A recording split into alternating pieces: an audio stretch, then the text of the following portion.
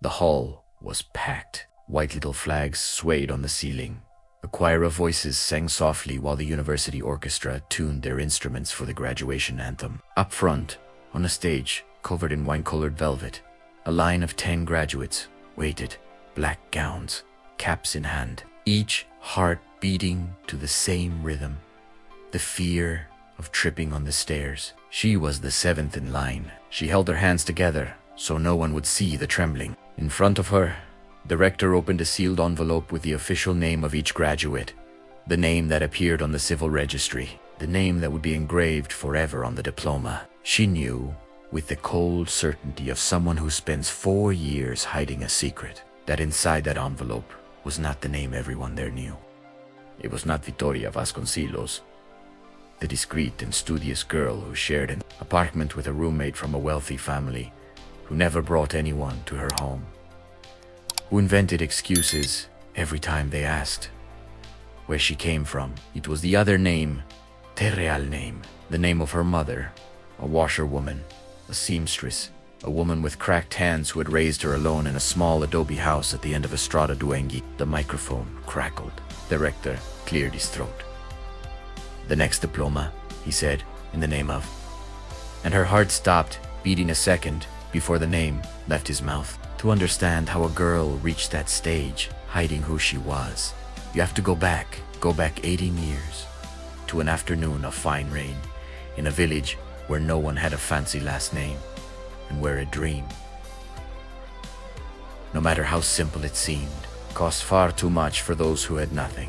If this story is already moving you, leave a like, subscribe to the channel, and come with me, because I'm going to tell you this whole story, from beginning to end. On Estrada Duanxicu, the houses were few and the distances great. Dona Filomena lived in the last one, a small whitewashed adobe house surrounded by a yard of cassava and a clothesline that was never empty. She washed and sewed clothes for the families in town, and it was there, bent over the pedal sewing machine until late at night, that she raised her daughter, Yolanda, alone. Yolanda was 7 years old when she understood, for the first time, that her last name weighed like a stone in her pocket. It was at the municipal school, during roll call. The teacher read the names, one by one: Beatriz Andrade Coutinho, Simon Peixoto, Jalenka. And when it was Yolanda's turn, someone at the back of the room laughed softly and whispered, "That's the washerwoman's daughter." It wasn't cruel. It wasn't a shouted insult. It was worse.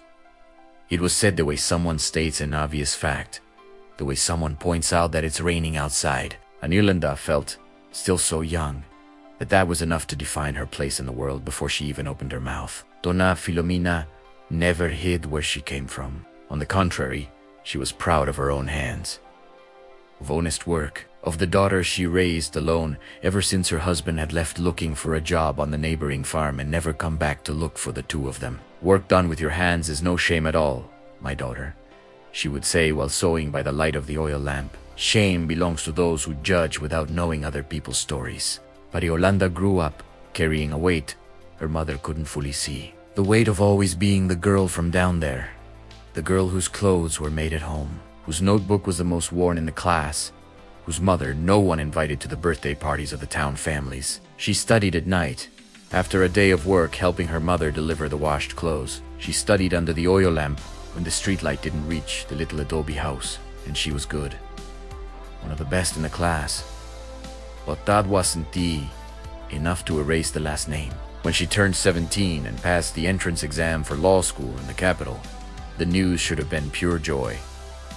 And it was, for one whole day. Dona Filomena cried, hugged her daughter, said she would sell the sewing machine if she had to in order to pay for the bus ticket and the materials. "You're going to be a doctor, my daughter, and no one will be able to say anything more about our house." But the next morning, reading the list of those who had passed posted on the City Hall notice board, Yolanda heard the same whispers again. Sons of farmers, of merchants, looking at the list, finding her name and exchanging glances. Yolanda, that one, from Estrada Duengi. "I can't believe she's going to study with us in the capital." It was there, standing in front of that notice board, that the idea was born. A small idea, almost harmless at first. What if, in the capital, where no one knew, Estrada Duanguico, where no one knew who Donna Filomena was, she could simply start over. She didn't need to lie about everything. She only needed a last name that wouldn't open the door to questions. When it came time to enroll at the university, on the freshman form that asked for a social name to appear on attendance lists and on the campus ID badge, a field the university secretary's office itself offered for anyone who wanted to use a name different from their legal one for any reason, Yolanda wrote with a trembling hand, Victoria Vasconcelos. Victoria, because that was what she felt facing that opportunity. Vasconcelos. Because she had read the last name on a law firm sign and thought it sounded like nowhere in particular, like no village, like no washerwoman. The official document, the civil registry, still carried the old name. But on the attendance lists, in the group of classmates, on the door of the room she would share in a student boarding house, she would be Victoria Vasconcelos. And that was all. Donna Filomena, when she found out, didn't like it. Why are you going to hide? My daughter, you have nothing to be ashamed of. It's not shame, Mommy Yolanda answered, unable to look her in the eyes. It's just, I want a chance to be judged by what I know, not by what others think I am before I even open my mouth. Donna Filomena stayed quiet for a long time, mending a blouse by the light of the oil lamp. Finally she sighed, Go. Then, but remember one thing. A name doesn't change who a person is on the inside. It only changes what others see on the outside. One day those two will have to meet again. Yolanda didn't understand, at the time, how true that sentence would turn out to be. The capital was an entirely different world from Estrada Duanguico. Tall buildings, wide avenues, a law school with marble columns, and a courtyard full of students discussing politics and philosophy, as if that were the most natural topic in the world. Victoria Vasconcelos settled quickly into that universe. She studied day and night, earned the best grades, took part in study groups, and no one, absolutely no one, had any idea that on weekends she took the cheapest bus from the station to visit her mother, changed the fine clothes borrowed from her roommate for a simple dress, and became Yolanda Becerra again for 2 days, before returning to the capital and putting on the other skin once more. She shared an apartment with Beatriz, Andrade Coutinho, daughter of a traditional family from the capital, owners of farms and of a last name that opened any door. At first, Yolanda was afraid of that living arrangement. She feared Beatriz would discover the truth and treat her the way the children at the municipal school had treated her, with that same tone of someone stating an obvious fact. But Beatriz surprised her. She was kind, curious, without the weight of arrogance Yolanda expected from someone raised among farms and servants. She never asked insistently about Victoria's family, respected it when the subject was changed. And little by little, the two built a sincere friendship made of late nights studying for exams, of reheated coffee, of small secrets shared between roommates. Only one small secret Yolanda never told. One night in the second year of university, Beatriz came home earlier than usual and found Yolanda at the public phone in the hallway because her cell phone had run out of credit. Speaking softly, Mom, I know you need help with the rent for the new machine. As soon as I get the money from the internship, I'll send it, don't worry. Beatriz didn't hear everything, only enough to find it strange, but she said nothing at the time. She just kept watching, with that attentive way she had, saving the question for another moment. The moment almost came 2 months later, when a classmate, son of a merchant from the Estrada Duanguico region, recognized Yolanda at a university party. Aren't you the daughter of Donna Filomena, the seamstress from Estrada Duanguico? I remember you. You studied with my cousin at the municipal school. Yolanda's heart went cold. She smiled, forced, and answered quickly. I think you're confusing me with someone else. The young man, not quite understanding, shrugged and went on talking with other classmates. But Beatriz, who was standing beside her, heard everything, and this time she realized there was something her friend was carefully hiding.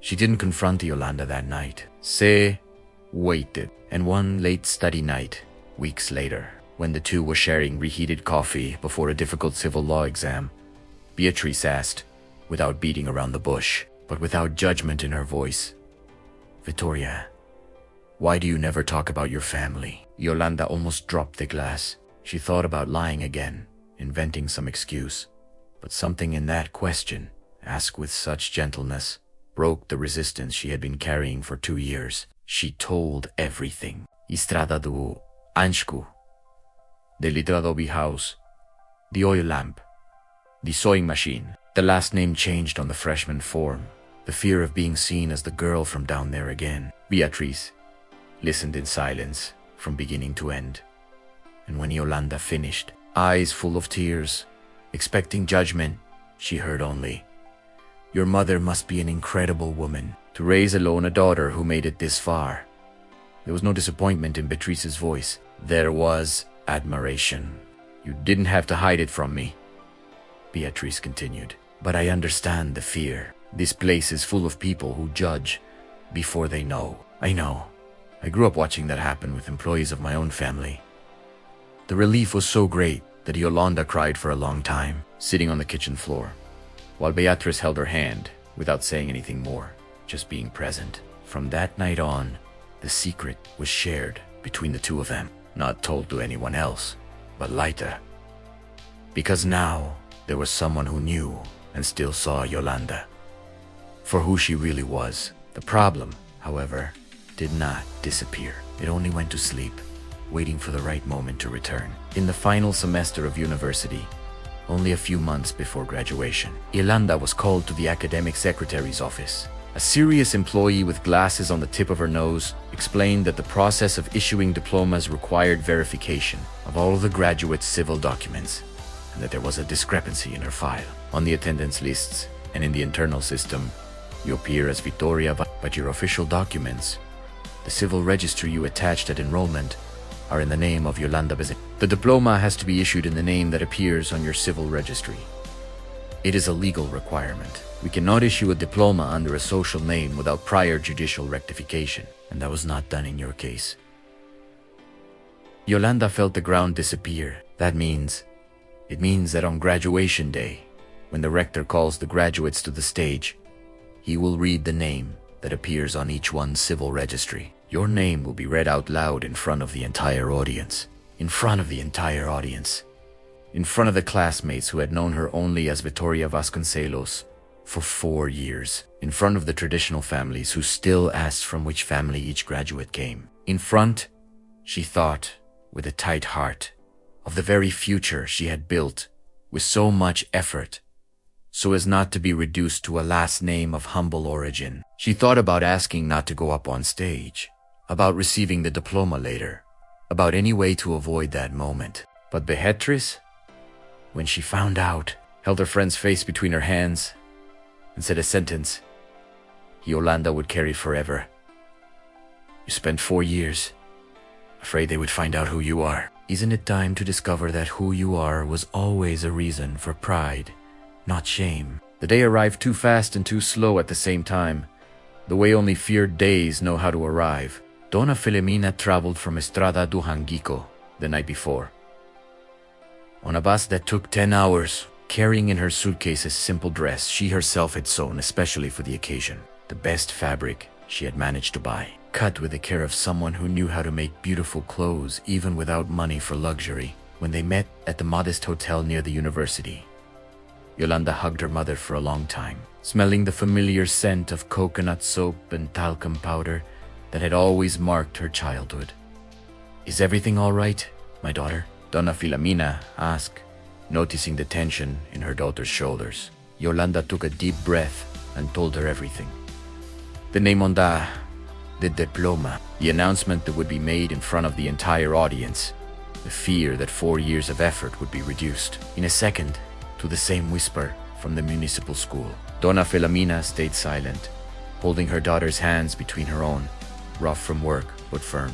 "Do you remember what I told you the day you left?" that one day those two names would have to meet again. She smiled, a sad smile that was at the same time full of strength. The day has come, and I'll be right there in the audience, in the front row, with my head held high, because there is no reason at all for me, or for you, to lower our heads. The graduation hall was packed when the ceremony began. White little flags swayed on the ceiling. The choir sang softly. The orchestra tuned their instruments. Donna Filomena, in the dress she had sewn with her own hands, sat in the front row, reserved for families, next to other mothers and fathers dressed in expensive clothes, impeccable suits, discreet jewelry. She did not shrink.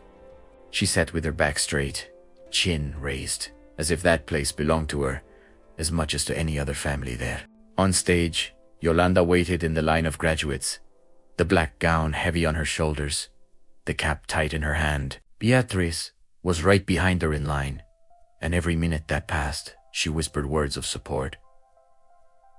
"You're not alone up here. It doesn't matter what name he reads." The rector opened the first envelope.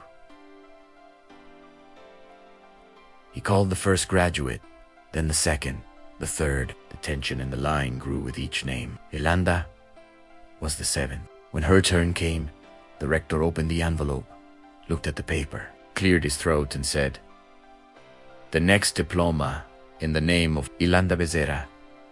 For a second, silence seemed to swallow the entire hall. Some classmates looked at one another, confused, searching with their eyes for who that person might be. Others, who knew the story through vague rumors, whispered among themselves. And there, in the front row, a merchant who had recognized Yolanda at that party 2 years earlier whispered to his wife beside him, "That's the girl from Estrada, Duanguico, the washerwoman's daughter." I didn't know she had graduated here.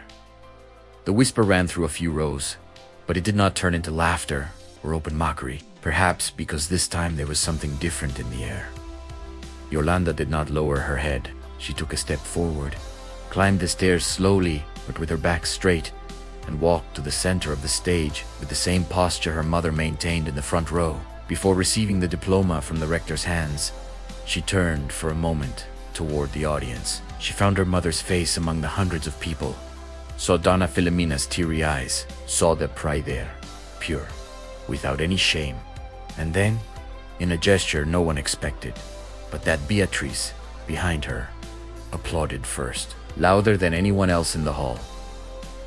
Yolanda took the handheld microphone the rector used to announce the names before he could continue the ceremony, and spoke, her voice trembling but firm. "I spent 4 years here being called Victoria Vasconcelos, because I was afraid that if they knew my real name, they would also know where I came from, and judge me for that before they even got to know me." The hall fell into absolute silence. "My name is Yolanda Becerra. My mother is a washerwoman and seamstress back on Estrada, Duanguico. She raised me alone, mending clothes by the light of an oil lamp, so that I could study and reach this stage. I have no shame at all about my last name, or about the place I come from. I was ashamed, for a while, of how people saw that place. But today, I understand that the problem was never where I came from.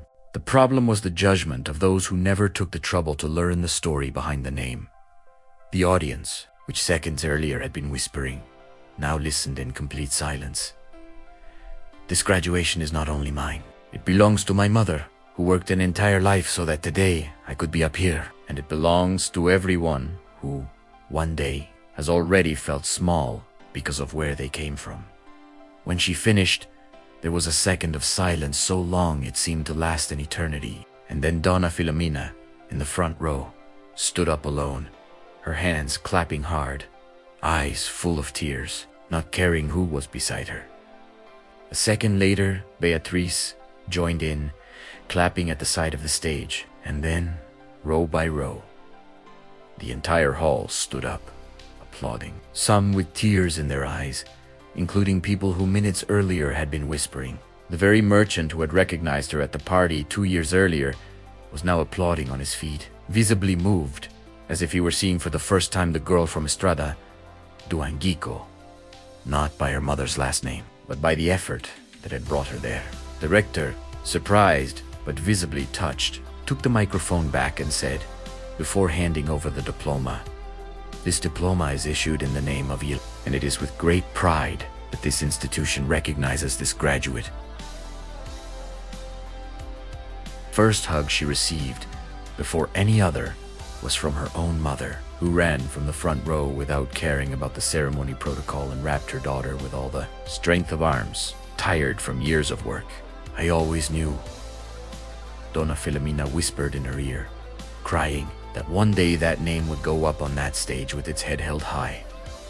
Sometimes we spend years trying to hide our own origin, thinking a different name will open doors that ours would not. But the truth is that there is no last name capable of erasing the strength of someone who fought to get where they got. What builds a person's worth was never the name they carry. It was the path they walked to deserve that name, and everyone who helped them walk that path. Yolanda learned on that stage that pride in one's own story is worth more than any borrowed last name. And Donna Filomena, who never had formal education, but always had wisdom, proved that a mother's love is capable of crossing any distance, any someone else's shame, to arrive right there in the front row, head held high, on the most important day of her daughter's life. If this story touched your heart, leave here in the comments where you are from.